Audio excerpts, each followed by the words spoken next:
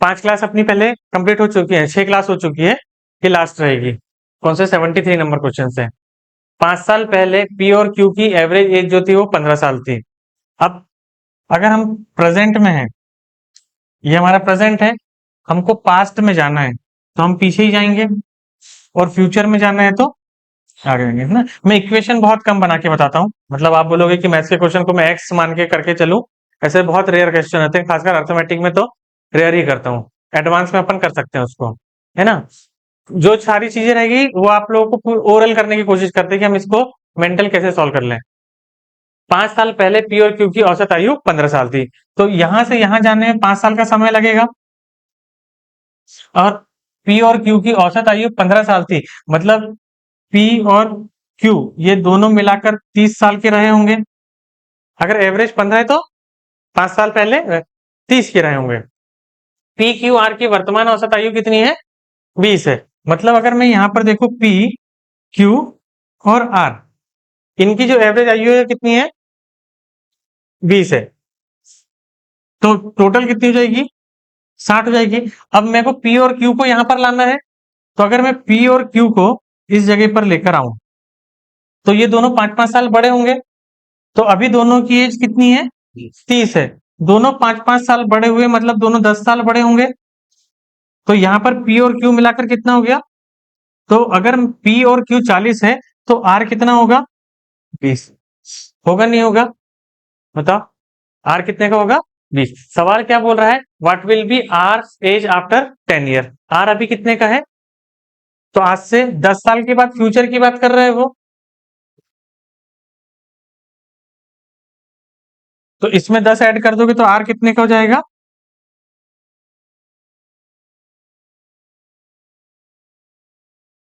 कहाँ आपको ऐसा लगा कि हमको एक्स मानना चाहिए? लग रहा है कहीं पे भी कि हमको सवाल इक्वेशन बनाने के बाद ही क्वेश्चन सॉल्व होगा? होता है कैसा? हमने तो अभी तक मैथ्स ऐसे ही पढ़ा है ना, कि जब कभी अगर कोई क्वेश्चन आए तो सबसे पहले क्या बनाना है? एक एक्स मानोगे और एक इक्वेशन बनाओगे। यहां बताओ कहां पे आपने एक्स मान के किए? लेकिन मैंने जो प्रोसेस किया वो आपको समझ में आई? आई कि नहीं आई? जैसा सवाल ने लिखा था मैंने उसका एक डायग्राम बना दिया, और उसी प्रोसेस से देखो आंसर भी आ गया। क्लियर है? समझ में आया? यहाँ देखो, प्रकाश, जयेश और कैलाश, इनका जो मासिक मंथली वेतन है उसका एवरेज कितना है? 1100 है। तो अगर मान लो कि मैंने ये प्रकाश, जयेश और कैलाश, ये तीनों हैं, इनका जो मंथली इनकम है वो एवरेज कितनी है? 1100 रुपए। तो मैं ऐसा बोल सकता हूं कि प्रकाश, जयेश और कैलाश, तो इसकी भी 1100 रही होगी, इसकी भी 1100 रही होगी, और इसकी भी 1100 रही होगी, क्योंकि एवरेज का मतलब क्या होता है? सबका समान, मतलब सबके पास होगा ना। मैं अगर बोलूंगा कि एवरेज क्लास के पास 50 रुपए है, इसका मतलब सबके पास कितने कितने रुपए है? 50-50 है। एक्चुअल में हो भले ही ना हो, लेकिन जब मैं सबके पैसे को जोड़ूंगा और नंबर से डिवाइड करूंगा तो 50 रुपए सबके पास होंगे। तो जब वो बोल रहा है कि प्रकाश और जयेश और कैलाश की जो मंथली इनकम है, सैलरी है, वो 1100 रुपए है, मतलब प्रकाश के भी 1100, जयेश के भी 1100 और कैलाश के भी 1100। यहां तक बात क्लियर है? हाँ, इसके बाद बोल रहा है यदि प्रकाश और कैलाश के जो वेतन है वो 900 रुपए है। किस किसके? प्रकाश और कैलाश के। तो प्रकाश के सवाल बोल रहा है कि 900 है, कितना है? और दूसरा कैलाश का बोल रहा है 900 है ना। अपन ने पहले कितना माने थे? 1100, क्योंकि सवाल ने बोला था कि तीनों जब जब तीनों बैठते हैं, तीन दोस्त हैं, है ना, तीन दोस्त जब साथ में बैठते हैं तो 1100 1100 1100 तीनों के पास रहते हैं। लेकिन अगर उनमें से दो हट जाते हैं तो उनके पास 900 दिख रहे हैं। इसका मतलब क्या हुआ? जो तीसरा है उसके पास ज्यादा होंगे, होंगे नहीं होंगे? तो अपने को सिर्फ ये देखना है कि कितने ज्यादा होंगे। तो इसके पास से 200 कम हुए, कितने कम हुए? 200 कम हुए। और इसके पास से कितने कम हुए? 200 कम हुए। टोटल कितने कम हुए? 400। ये 400 अगर इनके पास से कम हुए तो किसी के पास जाएंगे। किसके पास जाएंगे? जयेश के पास जाएंगे। तो जयेश के पास 400 रुपए एक्स्ट्रा रहे होंगे। तो जयेश के पास कितने रुपए रहे होंगे? 1500 रुपए। इजी सॉल्यूशन था। शिफ्टिंग ही होती है ना कि क्योंकि एवरेज है, एक्स मान के करेंगे तो दिक्कत जाएगी। इक्वेशन को इक्वल करना पड़ेगा नहीं करना पड़ेगा, उससे ज्यादा आसान है ये। कि मैंने बोला कि 3 लोग जब थे तो उनके पास 11-1100 थे, लेकिन जब 2 है तो 9-900 है। इसका मतलब जो तीसरा है उसके पास ज्यादा पैसे रहे होंगे, वो ज्यादा कब होंगे, इनके पास से गए होंगे तभी रहे होंगे ना। तो अभी मैंने 11-1100 बताया था, दोनों के 2-200 कम कर दिए, तो कितने कम किए, 400। वो 400 तीसरे के पास जाएगा, तो इसके पास पहले 1100 थे, 400 और दे दी तो 1500, तो कितने हैं इसके पास 1500। Easy solution. यहाँ देखो, 3 साल पहले एबीसी की औसत आयु 27 वर्ष थी, 5 वर्ष पहले बी और सी की आयु 3 और 5 20 वर्ष थी, ए की वर्तमान आयु क्या है। देखो 3 लोग हैं, ए बी और सी। सबसे पहले तो अपन प्रेजेंट पास्ट देख लेते हैं।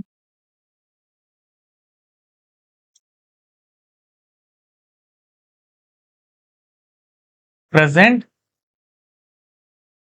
पास्ट और ये फ्यूचर।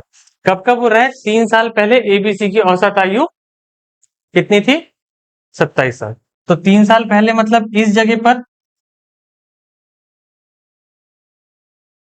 पर रही होगी, तो इस जगह पर कितनी थी, 27, है ना। तो 27 का इंटू 3 में करोगे तो कितना आएगा, 81। तो यहां पर इन तीनों की कितनी आयु थी, कौन कौन है, एबीसी ना,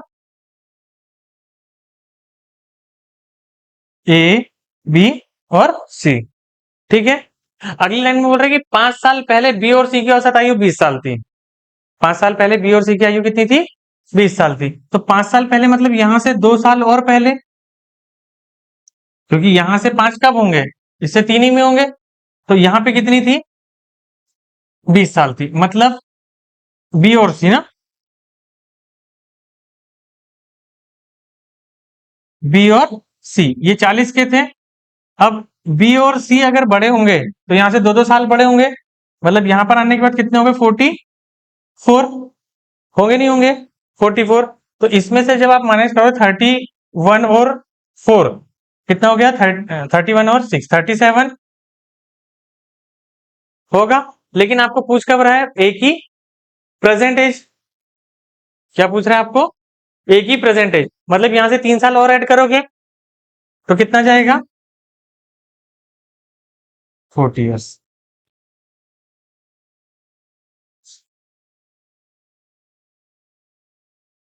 दिक्कत है, इजी सॉल्यूशन है, टफ पड़ रहा है। कौन सा, अच्छा फोर्थ, ये वाला ना, हाँ +3, 40 साल। क्लियर, सॉल्यूशन में कहीं गड़बड़ आपको ना, आप लोगों को सिर्फ इतना समझ में आना चाहिए कि भाई सॉल्यूशन कैसा है, आसान है कि मुश्किल है ना। अगर ये मुश्किल लग रहा होगा तो कल एक काम करना, जेई नीट की क्लास होती है ना, एक डेमो वहां पे लेके आना, आपको समझ में जाएगा कि चीजें कितनी समझ में आ रही है। होता नहीं होता ऐसा कि हम समझेंगे कैसे कि भाई कौन सी चीज मेरे लायक है कि नहीं है। सबसे पहले तो अपन बोलते हैं ना कि भाई हम इसके काबिल है कि नहीं, कैसे चेक करेंगे। जैसे मेरे को जब कॉम्पिटिटिव की तैयारी मैंने सबसे पहले स्टार्टिंग में कॉम्पिटिटिव का कभी सोचा ही नहीं था करने की नहीं करने, क्यों, मेरे दोस्त लोगों ने मेरे को ना कैट की तैयारी करने के लिए लेके गए, है कि कैट की तैयारी की, मेरे को कुछ नहीं आता था। तो वो लोग एमबीए करना था उनको, तो उनने लेके गए बढ़िया सा बड़े इंस्टीट्यूट में, वो एक मैडम आई बढ़िया इंग्लिश में बात करती थी, और उनने पूरा टॉपिक पढ़ाई। ये लोग तो बैठ के कर रहे थे और मैं आंखें खोल के सो रहा था, क्योंकि आंखें बंद करते उनको समझ में आ जाता। पूरे लेक्चर में मेरे को कुछ समझ में नहीं आया, कुछ भी नहीं। तो मुझे तब समझ में आया कि ये चीज अपने बस की नहीं है ना। और तो फिर बाद में जब मैंने खुद से पढ़ा, सारी चीजें समझा, तब चीजें समझ में आई कि मेरे को वो लोग पढ़ा गलत तरीके से रहे थे चीजें। मतलब सामने वाले सबको एक जैसे ही पढ़ा रहे हैं। अब किसी कोई वहां पे कोई साइंस, अब वहां पे जो कैट जो एमबीए करते हैं, कैट देते हैं, उसमें से मैक्सिमम इंजीनियर्स कॉलेज के होते हैं। जो इंजीनियर्स बैकग्राउंड के होते हैं वो, उनकी इंग्लिश अच्छी, उनकी मैथ्स अच्छी। और मैडम आई एक एक शीट ऐसे थमा दी, हाँ ये लो क्वेश्चन, इंग्लिश में क्वेश्चन लिखा था, वैसे भी कुछ समझ में आ नहीं रहा था। उसके बाद उन्होंने जब सॉल्यूशन बताई, इसको एक्स ऐसा लेट द एक्स, और फिर जो चालू करी उन्होंने पूरा सॉल्यूशन लिख दिया, अपने प्रोसेस ही समझ में नहीं आई क्या किए हैं करके। तो देखते ही समझ में आ गया कि ये नहीं बनेगा। लेकिन सेम जब मैं 1-2 साल 3 साल के बाद जब मैं सोचा कि बैंकिंग की क्लास करना है, तो एक सर की क्लास में गया, तो वो बिल्कुल हिंदी मीडियम के थे, एक्चुअली वो यूपी के थे। यहाँ पे महिंद्रास करके एक इंस्टीट्यूट है, तो उन लोग लखनऊ से बुलाते, लखनऊ या पटना से टीचर्स को बुलाते हैं। वो लोग इंग्लिश में नहीं पढ़ाते, वो पढ़ाते हैं हिंदी में। तो उनने उस समय पढ़ाया हिंदी में, चीजें बताए कि ऐसी ऐसी चीज होती है। मैंने एग्जैक्ट वही चीज पढ़ा जो मैं उस समय पढ़ रहा था, मतलब वहां पे जो मैडम ने दी थी बताई ना, सेम वही चीज, लेकिन उनके बताने का तरीका अलग था। तो मुझे समझ में आया कि हाँ, ये चीज तो मैं भी कर सकता हूँ। तब कॉन्फिडेंस आया। ऐसा नहीं कि जो चीज पहले पढ़ा था वो बनती नहीं थी या कर नहीं सकता था, लेकिन जिस तरीके से सामने वाले ने बताया, तो वहीं पहले डिमोटिवेट हो गई कि ये तो अपने से नहीं बन सकता, अपने सर के ऊपर से जा रहा है। इसलिए मैं आप लोग से पूछता हूँ कि भाई जो चीज मैं आपको बता रहा हूँ, वो आपको समझ में आ रही है या नहीं आ रही है? अगर नहीं आ रही है तो डेफिनेटली फिर आप लोग छोड़ सकते हो। लेकिन अगर आपको ऐसा लगता है कि नहीं, चीजें ईजी है, मैंने जो बताया वो समझ में आ रही है, तो फिर ठहरे रहो। अगर आप यहाँ पे ठहरे रहोगे, मेरी गारंटी, मैं आपको सब सिखा दूंगा। गारंटी मेरी है उसकी। अगर आपको कुछ नहीं आता ना, अगर आपको एडिशन भी नहीं आता है, मल्टीप्लीकेशन भी नहीं आता है, डिवीजन भी नहीं आता है, मैं हर एक चीज सिखा दूंगा। लेकिन आपको ये बिलीव होना चाहिए कि हाँ, हम कर लेंगे। अगर आपको बिलीव ही नहीं है कि हम कर लेंगे करके, तो तब मैं फिर नहीं सिखा पाऊंगा, मतलब हो ही नहीं पाएगा फिर तो। अब देखो, ये सवाल ना सबसे मुश्किल सवाल है। आप बुक में इसका सॉल्यूशन देखोगे तो बहुत ऐसा डिफिकल्ट सॉल्यूशन है। इक्वेशन इसकी बहुत गंदी बनती है। चार व्यक्ति ए बी सी डी एक अन्य पांचवें व्यक्ति के साथ ई के साथ मिलकर कुछ राशि इकट्ठा करने के लिए सहमत होते हैं। चारों में से प्रत्येक 15-15 रुपए देता है। ई पांचों के इकट्ठा धन के औसत से 4 रुपए अधिक देता है। कुल इकट्ठा धन कितना था, है ना? 4 persons A, B, C, D agree to collect some money along with a fifth person E. Each of the four contributes rupees 15. Then and E contributes 4 more than the average of the total contribution. जो total contribution का average है उससे 4 ज्यादा दे रहे हैं, है ना? ये ही कॉन्सेप्ट का अपन एक क्वेश्चन पहले कर चुके हैं। मैंने आपको बताया था कि 8 लोग 9 लोग एक होटल में खाना खाने के लिए जाते हैं, है ना? एक लड़का 8 लड़कियों के साथ होटल में खाना खाने के लिए गया और उसके कुल एवरेज बिल से 50 रुपए ज्यादा दिया। तो बताओ होटल का बिल कितना था? एक ऐसा क्वेश्चन अपन ने शायद किए हुए हैं, नहीं किए होंगे तो शीट में आएगा वो क्वेश्चन। सेम कॉन्सेप्ट से ये क्वेश्चन सॉल्व हो जाएगा, है ना? जैसे थोड़ी देर के लिए मान लो कि ए बी सी डी 5 लड़कियां हैं और ई जो है वो लड़का है, ठीक है? कॉन्सेप्ट समझ में जाएगा तो आपको हमेशा याद रहेगा, ए बी सी डी और ये ई।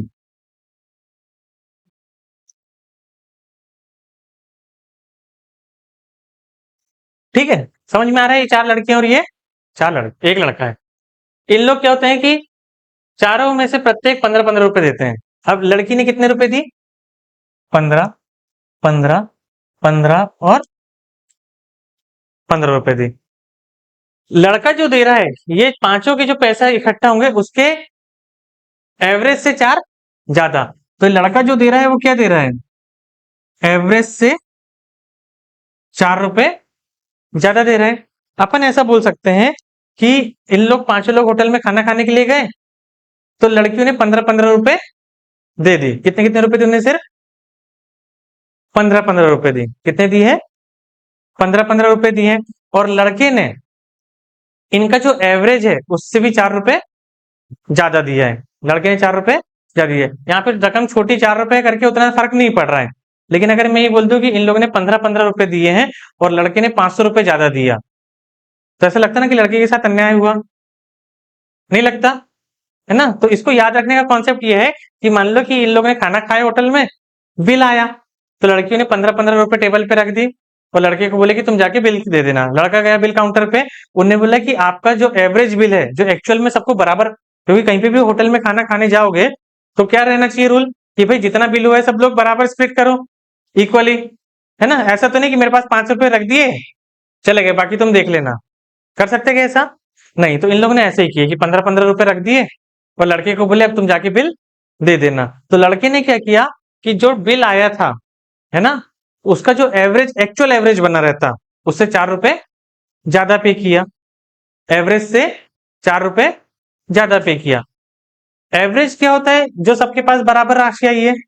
एवरेज क्या होगा? जो सबके पास बराबर रकम गई होगी। तो इसका मतलब इसने भी एवरेज पे करना चाहिए था, इसने भी एवरेज पे करना चाहिए था, इसने भी एवरेज पे करना चाहिए था, तभी तो सबके बराबर बराबर पैसे रहते हैं ना, क्योंकि एवरेज का मतलब ही क्या होता है, बराबर, कि सबको एक जैसा। तो यहां पर अगर मान लो कि इन लोग भी अगर एवरेज पे किए रहते तो लड़के को ये 4 रुपए एक्स्ट्रा देना पड़ता क्या? ये बोलता मैं भी एवरेज जब दे देता हूँ। जैसे सपोज मान लो आप लोग होटल में खाना खाने के लिए गए, और होटल का बिल 5 लोग आप लोग में खाना खाने के लिए गए, और होटल का बिल जो आया है वो 1250 आया। कितना आया? 1250। अब वो 1250 5 लोग में इक्वल डिवाइड होना चाहिए, तो हर एक को कितना कितना जाएगा? 250, 250 250 जाएगा, जाएगा नहीं जाएगा? तो वो 250 ही तो एवरेज है ना, कि नहीं है? अब उन 5 में से मैं एक में भी हूं समझो, बाकी 4 लोग आप लोग में से, आप में से कोई भी मान लो, मैंने 250 रुपए दिया, उसके साथ में मैंने एक्स्ट्रा पैसा और दिया। वो मेरे को एक्स्ट्रा पैसा क्यों देना पड़ा?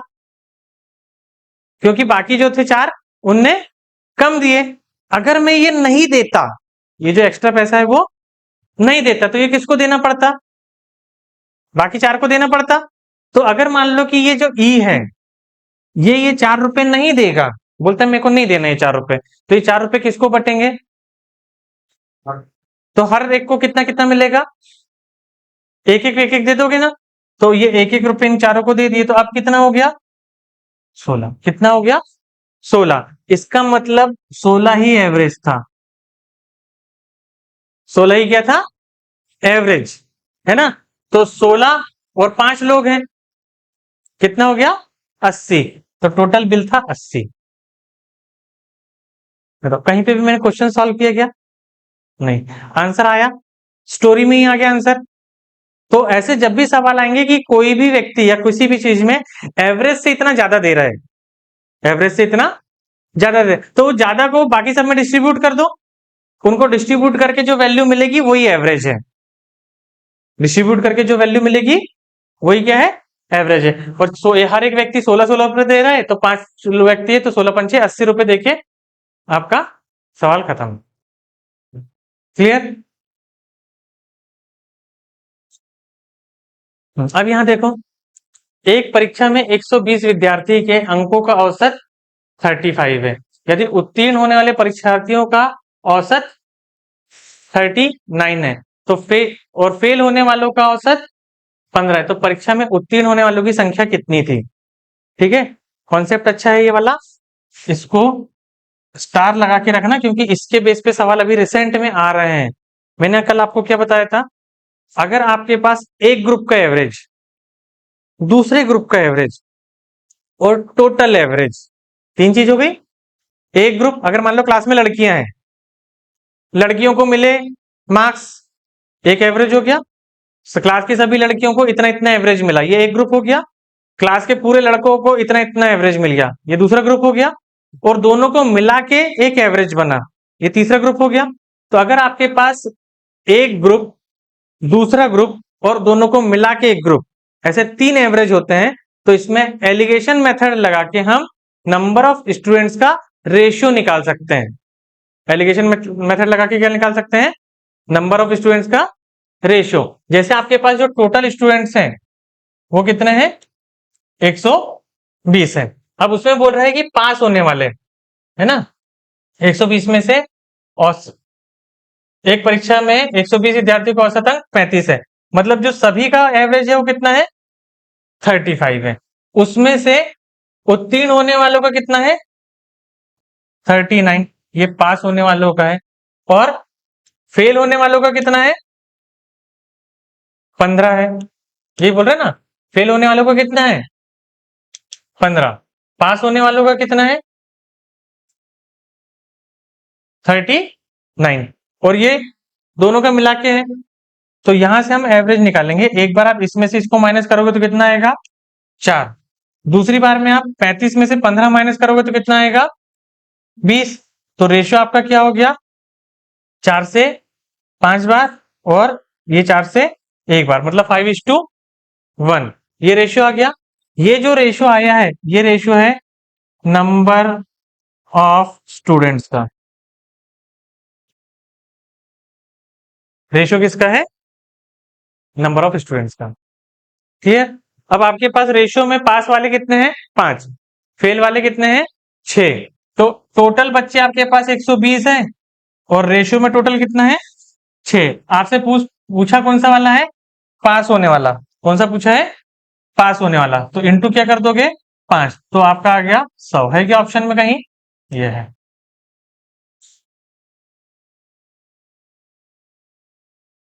आ रहा था। कैलसी से तो कैलकुलेशन नहीं करते? कैलकुलेशन कैलसी से करते हो क्या? अब देखो, है ना, अब इसमें एडल्ट और माइनर है ना, प्रौढ़ मतलब कि जो एडल्ट रहेंगे और ये माइनर्स रहेंगे। कुछ प्रौढ़ और कुछ नाबालिगों के परिवार में प्रति व्यक्ति मास चावल की औसत खपत 10 है। दोनों का मिला के 10.8 है ना, मतलब एडल्ट और चाइल्ड। ठीक है। जबकि एडल्ट का कितना है?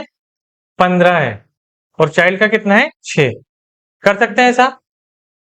कितना आएगा? 4.2 और यहां से करेंगे तो 4.8। पॉइंट से तो पॉइंट कैंसिल हो जाता है। 6 से कितने बार कटेगा? 7 और 6 से 8। आपसे क्या पूछ रहा है? रेशियो पूछा है उसने। How many minors are there in the family? Total 8 ही लोग हैं। टोटल कितने हैं इसमें? नहीं दिया है ना, तो हमको माइनर पूछा है तो 7 माइनर पूछे है ना, तो आपका 7 आंसर हो गया। क्लियर है? रेशियो बनेगा। यहां पर भी देखो, आपको एक ग्रुप का एवरेज दिया था, दूसरे ग्रुप का एवरेज दिया था, दोनों का मिला के एवरेज दिया था। एक ग्रुप का एवरेज, दूसरे ग्रुप का एवरेज और दोनों का मिला के एवरेज। एक ग्रुप का एवरेज, दूसरे ग्रुप का एवरेज और दोनों का मिला के एवरेज। इससे हमेशा क्या निकलता है? Number of person. जो भी रहे, स्टूडेंट्स रहेंगे तो स्टूडेंट्स, है ना, या आप उसको बोल सकते हो नंबर ऑफ क्वांटिटी, कितनी है ना, चाहे वो स्टूडेंट्स की हो, चाहे पर्सन की हो, चाहे कोई भी चीज हो। एक ग्रुप का एवरेज, दूसरे ग्रुप का एवरेज और टोटल एवरेज। 52 छात्रों की कक्षा में लड़कों की संख्या लड़कियों की संख्या से 2 कम है। एक कॉन्सेप्ट याद रखना, आपके पास sum of number, difference of number, sum of number और difference of number. Sum of number समझते हो क्या होता है? मतलब दो संख्याओं का जोड़, मतलब दो संख्याओं का योग, उसको क्या बोलेंगे अपन? Sum of number. Difference of number मतलब कि उनका अंतर। तो ऐसा हो सकता है कि आपके पास सम ऑफ नंबर दिया हो और डिफरेंस ऑफ नंबर दिया हो। अगर सवाल में आपको सम ऑफ नंबर और डिफरेंस ऑफ नंबर दिया है, तो आप इन दोनों को, जैसे सम ऑफ नंबर कितना है इसका? 52 है। डिफरेंस ऑफ नंबर कितना है? 2 है।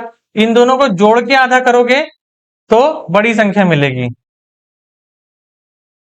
जोड़ के आधा करोगे तो बड़ी संख्या मिलेगी, और दोनों के डिफरेंस को आधा करोगे तो छोटी संख्या मिलेगी। अब क्या बोल रहा है? लड़कों की संख्या लड़कियों की संख्या से 2 कम है, मतलब बॉयज गर्ल्स। लड़कों की संख्या लड़कियों की संख्या से 2 कम है, तो छोटी संख्या 25 है, मतलब लड़कों की संख्या कितनी हो गई? 25। लड़कियों की कितनी हो गई? 27। अब क्या बोल रहा है? लड़कों का एवरेज वेट 42 है, लड़क 42 है, जबकि सभी 52 छात्रों का कितना है? 40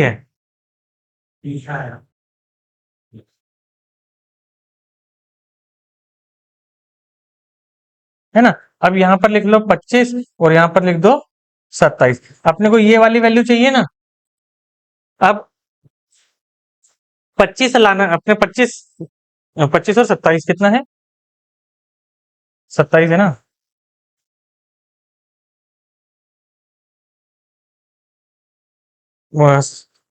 25 बॉयज का है और वो लड़कों का औसत भार 42 है। ठीक है।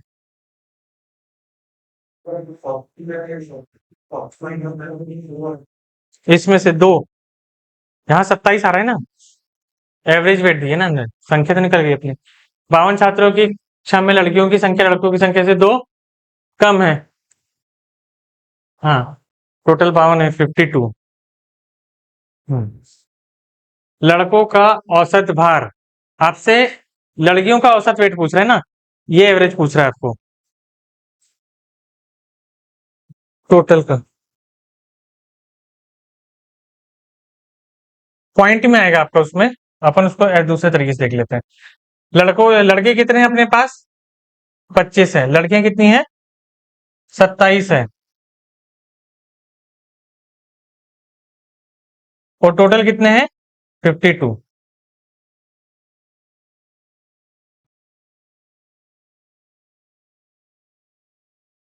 वहां इसलिए फंस रहे हो क्योंकि वहां पे पॉइंट आ रहा है रेशियो में। उसको भी कर लेंगे अभी, पहले आंसर निकाल लेते हैं। बॉयज कितने हैं? 25 है। इनका एवरेज कितना बोल रहा है वो? 42। उसके बाद पूरे टोटल का कितना है? 40। पूरे टोटल का कितना है? 40। ठीक है। मैं आपको जो दूसरी मेथड बताया था उससे भी बताता हूँ, लेकिन पहले कैलकुलेशन से कर लो।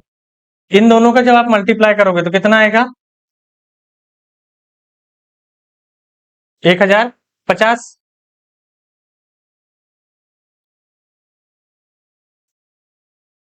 कितना आएगा?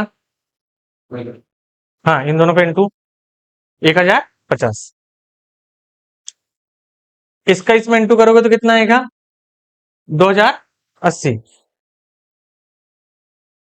इसमें से इसको माइनस करोगे तो कितना आएगा? 1030।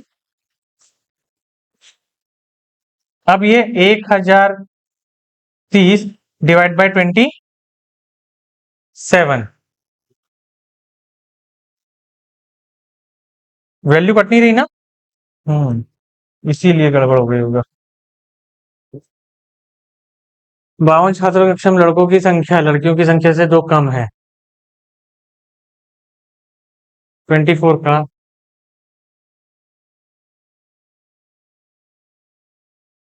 वैल्यू 27। 27 के टेबल में 103 नहीं आता ना? लिखा है क्या अप्रोक्सीमेट? अच्छा हाँ। अच्छा, लिखा तो लगभग तो लिखा हुआ है। तभी तो सोचे अपना पॉइंट में कैसे आ रहा। 27 के टेबल में 103 कितने बार में आएगा? 4 में, मतलब 39.5। 39 अप्रोक्सीमेट में भी तो देखो 40 वैल्यू दी है उसने। हाँ, 27 के टेबल से 27 मतलब 108 होगा। 4 बार में 108 होगा ना? हाँ, तो अपना 40 आंसर होगा अप्रोक्सीमेट। 39.7 कुछ इसका आंसर जाएगा, है ना? 39.7 मतलब 40। देखो एक क्वेश्चन भी उसने कैसे बनाया, एक तो अप्रोक्सीमेट बोल रहा है और ऑप्शन कैसे था? 38, 39, 40, 41 और 42। मतलब अप्रोक्सीमेट में भी इतना खतरनाक ऑप्शन है वो, है क्योंकि एग्जाम का क्वेश्चन कंफ्यूज करने के लिए दे दिया हमने। इसलिए तो रेशियो से अपना एग्जैक्ट नहीं आ रहा था ना, क्योंकि रेशियो पॉइंट वाले वैल्यू आ रही थी ना अपने पास, इसलिए। ठीक है, समझ में आया? इसको और कैसे देख सकते थे अपन? हाँ, कितना?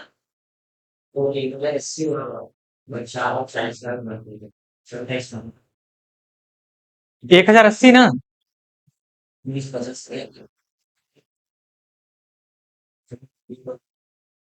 अपना आ कितना रहा है? हाँ, 40 थे ना? अगर 40 रहता तो 1080 ये बोल रहे ना? हाँ तो, लेकिन आप इस अपना, लेकिन 39.5 से ऊपर वाला पॉइंट आ रहा है ना? आप जब 39.5 के ऊपर आंसर जाएगा ना अपना, 1030 डिवाइडेड बाय 27 करो, 39.7 है ये। हाँ, 30, अच्छा 38.14 आ रहे हैं।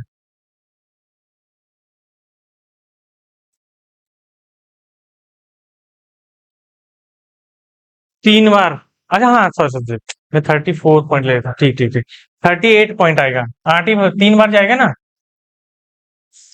3 बार गया तो 3 बार में कितना होगा 81, 38 मतलब 39 आएगा, 38 38.14 ना। मतलब इसमें आपको कैलकुलेशन ही करना पड़ रहा है, जैसे एग्जाम में इतने क्लोज तो ऑप्शन देना नहीं चाहिए, लेकिन दे दिए, चलो कोई बात नहीं, कॉन्सेप्ट समझ में आ गया ना। लेकिन अगर मान लो ये वैल्यू नहीं रहती आपके पास, अगर ये वैल्यू में भी करना भी है तो अभी बिना कैलकुलेशन की भी करके देख लेते हैं एक बार, ठीक है, ये तो कैलकुलेशन वाली थी।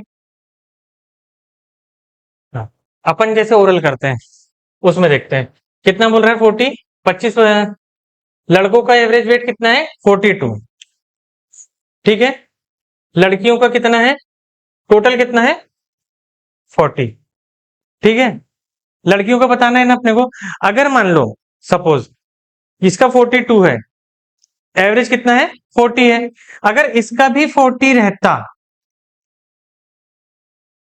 इसका भी 40 रहता तो कोई दिक्कत थी क्या, नहीं, इसका भी 42 लेकिन इसका ज्यादा है, तो आपको दो कम करना पड़ेगा इससे, कितने लोगों से दो कम करना पड़ेगा, कितने, 25 लोगों में से दो दो कम करना पड़ेगा, टोटल कितना कम करना पड़ेगा, टोटल 50 कम करना पड़ेगा नहीं करना पड़ेगा, टोटल अपने को 50 कम करना पड़ेगा। अब ये 50 कितने लोगों में बटेगा, 27 लोगों में बटेगा, 50 कितने लोगों में बटेगा, 27 लोगों में बटेगा, तो 27 एकम 27, बच रहा कितना है यहाँ पर 23, मतलब 230।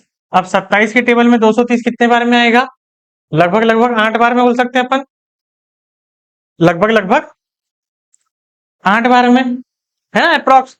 अब 40 में से 1.8 माइनस कर दो, तो 40 में से 1 माइनस करोगे, हाँ 40 में से लगभग 2 माइनस करना पड़ेगा आपको, 40 में से, तो 38 पॉइंट, तो लगभग लगभग आपका कितना जाएगा 38 ही जाएगा, मतलब 2 गुना ही करना पड़ेगा ना आपको, यहाँ पे 40, ये 39 बार जाएगा, तो मतलब लगभग लगभग आपको कितना माइनस करना पड़ेगा, 2 माइनस करना पड़ेगा, तो लगभग 2 माइनस 40 में से 2 माइनस करोगे तो कितना आएगा 38 जाएगा।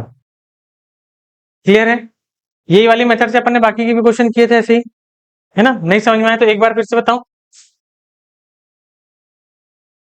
क्योंकि आप लोग को तो समझ में आ गया, जिनका पहली बार है ये चीज समझना उनके लिए, जैसे यहाँ पे कितना है, इसका है 40 और इसका है 42, है ना, ये वाली जो अप्रोच है ना 42 से,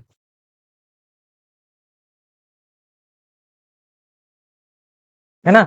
अभी इसके पहले अपन ने एक कैलकुलेशन वाली मेथड देखे, जिसमें आपको कैलकुलेट करना था चीजें, ये दूसरी मेथड है। इस मेथड में क्या होता है कि हम ज्यादा कैलकुलेट नहीं करते हैं, हमारे कैलकुलेशन बहुत मिनिमम रहेंगे। वो कैसे रहेंगे कि जैसे मान लो कि ये एवरेज, पूरे लोगों का एवरेज कितना है 40 है, अगर 27 लोग जो लड़कियां हैं, है ना, इसका भी एवरेज 40 होता और इसका भी एवरेज 40 होता, तो कोई दिक्कत थी क्या, इसका भी एवरेज 40, इसका भी एवरेज 40, तो टोटल 40 बन गया, तो अपन ने इसका तो 40 मान लिया है, लेकिन इसका 40 बोल रहे हैं कि सवाल, नहीं, दो ज्यादा बोल रहे हैं, तो अपने को क्या 40 में लाने के लिए क्या करना पड़ेगा, दो माइनस करना पड़ेगा, एवरेज को 40 बनाने के लिए क्या करना पड़ेगा, दो माइनस, तो वो दो कितने लोगों से माइनस करोगे, तो यहां पर 25 लोग हैं, तो 25 लोगों से दो माइनस करोगे, है ना, तो 25 लोगों से दो दो माइनस करोगे तो टोटल कितना माइनस कर लोगे 50, तो टोटल जो 50 माइनस हो रहा है वो इन 27 लोगों में जाएगा, तो हर एक से कितना कितना माइनस करना है अपने को, तो डिवाइड बाय 27 करोगे तो हर एक से लगभग लगभग 1.9 माइनस करना है, मतलब लगभग लगभग दो ही माइनस करना है, तो हमने इस 40 में से दो माइनस कर दिए, तो लड़कियों का जो एवरेज था वो 38 था। ये अप्रोच में आपके कैलकुलेशन बहुत कम रहते हैं, इस अप्रोच में बहुत कम रहेंगे। क्लियर है, अब यहां देखो, किसी कारखाने में मैनेजर और कर्मचारियों के साप्ताहिक वेतन का औसत 400 रुपए है, मतलब मैनेजर और एम्प्लॉय इनका जो एवरेज है वो कितना है 400 है, उसके बाद क्या बोल रहा है, मैनेजर का जो सैलरी है वो कितनी है, 2400 रुपए, और वही एम्प्लॉय की कितनी है, 300। आपको इनके number employee, what is the ratio of manager to the employee, हर एम्प्लॉय में मैनेजर का रेशियो क्या होगा, यही पूछा है आपसे। रेशियो निकालने के लिए क्या करें, 400 में से 300 माइनस कर दो, कितना जाएगा, 100। 2400 में से 400 माइनस कर दो, कितना जाएगा, 2000। तो 1:20, 1:20, यही रेशियो होगा, ये ऑप्शन में आंसर है। आसानी से हो गया। ये कॉन्सेप्ट पहले बताया था मैंने, एक ग्रुप का एवरेज, दूसरे ग्रुप का एवरेज और टोटल एवरेज। हाँ, अब देखो, एक कक्षा में 48 छात्रों का औसत 45 है, उस कक्षा में लड़कों का औसत 40 है, लड़कियों का औसत 50 है, लड़कों और लड़कियों की संख्या का अनुपात क्या होगा। एक ग्रुप का एवरेज दिया है, 48 का एवरेज कितना है, 45। उसके बाद लड़कों का, बॉयज का कितना है, 40, गर्ल्स का कितना है, 50। सेम ही आ रहा है ना, 1:1। 45 में से गए तो 5, 50 में से गए तो 5, 5:5, मतलब 1:1 का रेशियो आ गया, डायरेक्ट ही था। एक कक्षा में 20 लड़कों और 20 लड़कों की औसत आयु 12 है ना, यह लास्ट टाइप है आप लोगों का, इसके बाद खत्म है। एक कक्षा में 20 लड़कों की जो एवरेज एज है वो कितनी है, 12 है। अब मैं मान लेता हूं कि 20 लड़के रहे होंगे,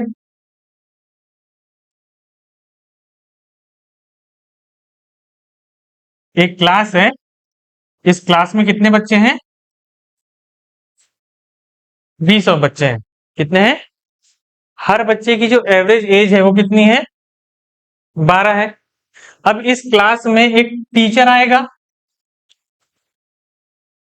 क्लास में एक टीचर आएगा, अगर वो टीचर भी 12 साल का ही होगा, अगर वो टीचर भी 12 साल का ही होगा तो कोई दिक्कत है क्या। अगर वो टीचर 12 साल का ही टीचर आता है तो पूरी क्लास की एवरेज एज क्या होगी, 12 ही रहेगी। इतने में कोई तकलीफ है क्या, नहीं। तो अपन मान लेते हैं कि जो टीचर है, ये टीचर जो आया है ये 12 साल का है, कितने साल का है। अब यहाँ कितने लोग हो गए, 21 लोग हो गए। अब ये टीचर के आने से बोल रहा है कि एक साल एज क्या हो जाती है, बढ़ जाती है। एक साल एज क्या हो रही है, बढ़ जा रही, तो वो एक साल सबकी बढ़ेगी, मतलब ये पूरे 21 की बढ़ेगी। तो बढ़ेगी कितनी, 21, बढ़ेगी कितनी, अभी 20, पूरे 21 आएंगे ना। जैसे अगर मान लो कि आप लोगों के पास, सबके पास 20-20 रुपए है, सबके पास कितने कितने रुपए है, 20-20 रुपए। अगर मेरे को भी आपके ग्रुप में शामिल होना है तो आप मेरे से कितने रुपए मांगोगे, 20 रुपए तो बोलोगे ना, मिनिमम शर्त तो इतनी है ना। क्योंकि अगर मैं बोला कि मैं 15 रुपए लेकर आ रहा हूं तो आपको तो समझ में आ जाएगा कि भाई अगर कहीं पे भी कुछ भी चीज लेना पड़ेगा तो इसके पैसे भी हम आपको देना पड़ेगा, लगेगा नहीं लगेगा। तो कम से कम कितना मंगाओगे मुझसे, 20 रुपए। लेकिन अगर मान लो कि मेरे आप लोग के पास आ जाने से आप लोग के सबके पास 1-1 रुपए और बढ़ जाते हैं, इसका मतलब क्या हुआ, मैंने ज्यादा लाया, कितना लाया उसकी बात नहीं है अभी, मैंने पैसा ज्यादा, क्योंकि आप लोग के पास अगर पैसा बढ़ रहा है इसका मतलब मैंने ज्यादा लाया। तो बस इतना ही बताना है ना कि इतना ज्यादा लाया हूं। आप लोग 20 लोग हो, कितने लोग हो, 20 लोग हो, ठीक है। मैं आ गया तो 21 हो गए, और आने से अब सबके पास 1-1 रुपए बढ़ गए, मतलब मेरे खुद के भी पास बढ़ेंगे ना, क्योंकि अब मैं भी आपके ग्रुप में शामिल हो गया। तो 21 रुपए एक्स्ट्रा लाया हूंगा मैंने, एक्स्ट्रा कितने पैसे लाया, 21 रुपए। तो आपको कॉन्सेप्ट कैसे याद रखोगे, पहला तो एवरेज और दूसरा एक्स्ट्रा,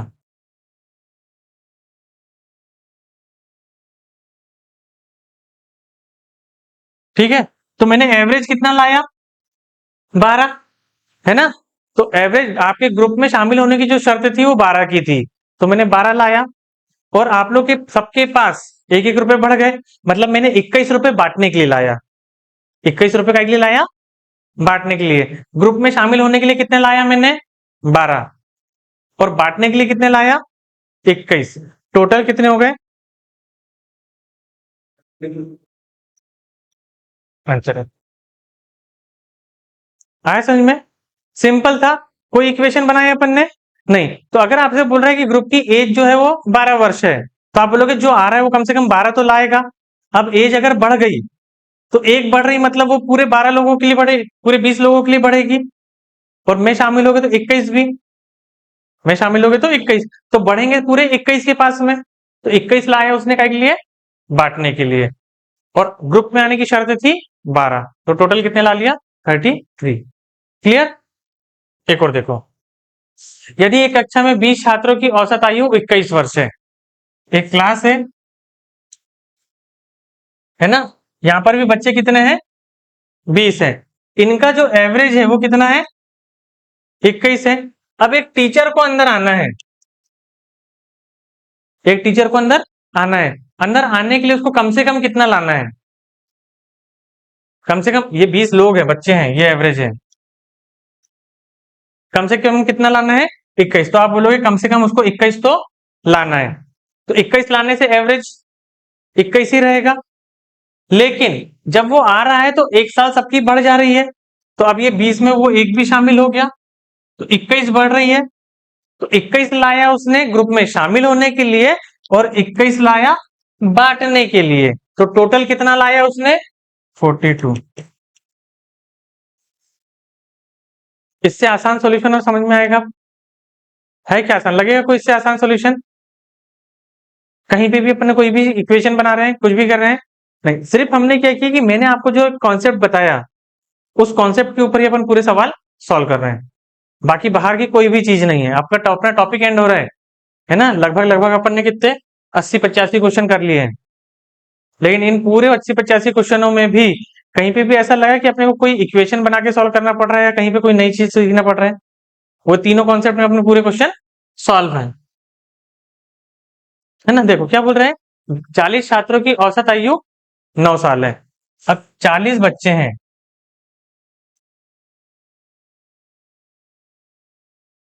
40 स्टूडेंट का एवरेज कितना है, 9 साल है, ठीक है। और यदि अध्यापक की आयु भी सम्मिलित कर ली जाए तो औसत आयु 10 वर्ष हो जाती है। औसत आयु कितनी हो जाती है, मतलब एक साल क्या हो जा रही है, बढ़ रही है, तो एक कितने की बढ़ेगी, टीचर आ गए तो 41 की, तो ये 41 लाया उसने बांटने के लिए, 41 का के लिए लाया, बांटने के लिए, और 9 लाएगा खुद के लिए, क्योंकि एवरेज है ना, एवरेज तो लाना पड़ेगा, तो टोटल कितना जाएगा, 50।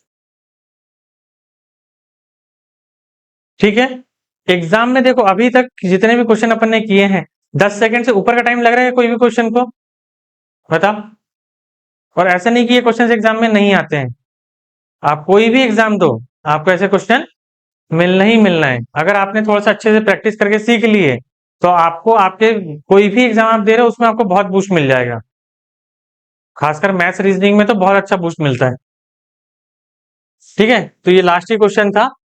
तो यहाँ आप लोगों के लगभग लगभग एवरेज के पूरे जितने भी टाइप हैं, जितने भी क्वेश्चन हैं वो पूरे खत्म हो गए। जितने मैंने पढ़ाया हूं यहाँ पे, इतने ही क्वेश्चन की प्रैक्टिस अगर आपने अच्छे से कर ली है, मेरी गारंटी है इसके बाहर एक क्वेश्चन नहीं आएगा, एक भी क्वेश्चन नहीं आएगा। जो भी क्वेश्चन आएगा, जितने कॉन्सेप्ट मैंने आपको बताया हूं उन कॉन्सेप्ट में ही से ही आएगा। क्लियर है। तो आप लोग को कल मैं आप लोग को शीट सॉल्व करवाऊंगा।